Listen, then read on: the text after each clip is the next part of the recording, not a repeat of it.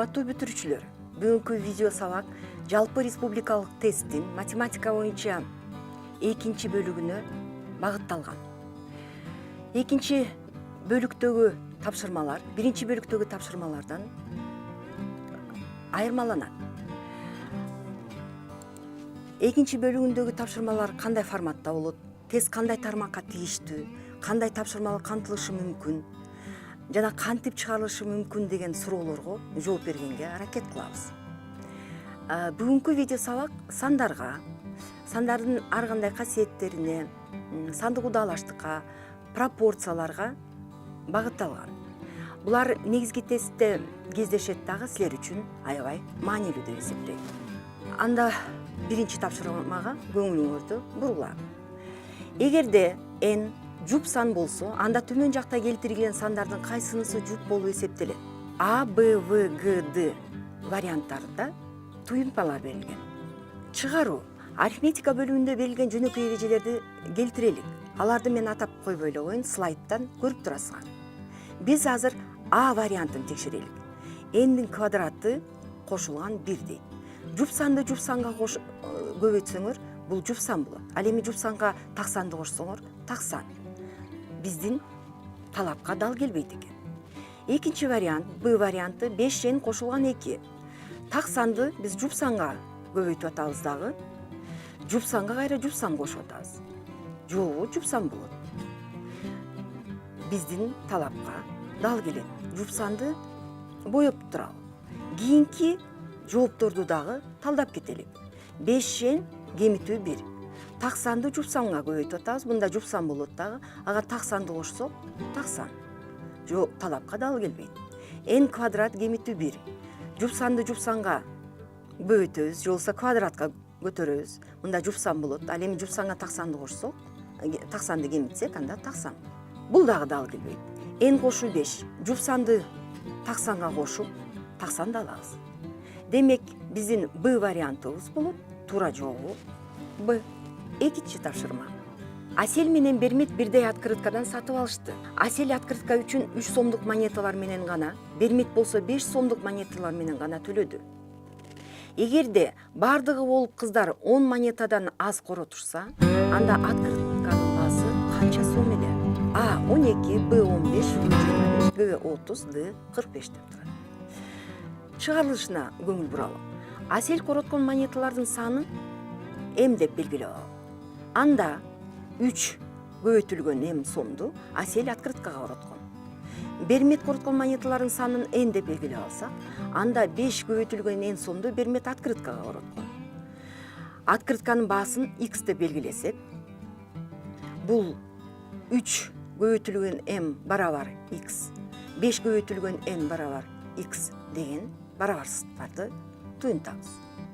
Эми булардын эки барабардыктын оң жагында X тургандыктан, демек сол жактары дагы барабар. 3 көбөйтүлгөн N барабар 5 көбөйтүлгөн N. Пропорциянын четки мүчөлөрүнүн көбөйтүндүсү ортоңку мүчөлөрүнүн көбөйтүндүсүнө барабар. Демек, пропорция түрүндө туюнтуп алсак болот. Анда биз N бөлүү M бул 3 бөлүү 5. Же болбосо 6 бөлүнгөн 10, же болбосо 9 бөлүнгөн 15 жана башкалар. Бирок бизде тапшырмада монеталардын саны 10дон кичине болуш керек деген шарт бар. Ушул сандардын алым менен бөлүмүн кошкондо биринчи гана бөлчөктүн дал келет. 3 плюс 5, 3 кошуу 5 бул 10дон кичине. Демек, 3'tü 5'e көбөйтсөк 15 же болсо 5'tü 3'e көбөйтсөк 15 болот. Туура жообу Б. Үчүнчү тапшырма. Эгер А, Б жана С удалаш бүтүн сандар жана Б Адан кичине Сдан чоң болсо, анда Б менен Сынын айырмасы бөлүнгөн С менен Анын айырмасына канчага барабар? Жана 5 жооптун 5 варианты турат. Чыгаруу. Б менен Сынын маанисин, Б менен Сынын кемитүүдөгү маанисин табалы. Б жана С сандары удаалаш болгондуктан, андан тышкары Б Сдан чоң болгондуктан, биз Б менен Сынын айырмасын 1 барабар деп аныктайбыз. Ал эми А менен Сынын ортосунда Б саны бар жана С Адан кичине. Демек, с менен анын айырмасы терс мааниге ээ жана -2 барабар. Мындан Б кемитүү С бөлүнгөн С кемитүү А -2ден 1. Туура жолу Б. 4-үнчү тапшырма. Төмөндө берилген тамыр алдында 15, 3 көбөйтүлгөн тамыр алдында 2 жана 4 сандык удалаштыктын кайсынысы өсүү тартибинде жайгашкан? 5 жооптун варианты турат. Чыгаруу. Биз ушул сан удалаштыктагы сандарды тамыр алдына келтирип алалы. 15 сан өз тамыр алдында турат. Тамыр алдында 15 деп. Ал эми 3 тамыр алдында 2-ни 3-тү квадраты менен тамырдын алдына киргизсек, анда тамыр алдында 18 деп билебиз. 4-тү тамыр алдына квадраты менен киргизип, тамыр алдында 16 деп. Өсүү тартибинде жайгаштырсак, тамыр алдында 15, тамыр алдында 16, тамыр алдында 18. Бул тамыр алдында 15, 4 жана 3 көбөйтүлгөн тамыр алдында 2 саны удалаштыгына дал келет. Демек туура жолу Б. 5-чи тапшырма.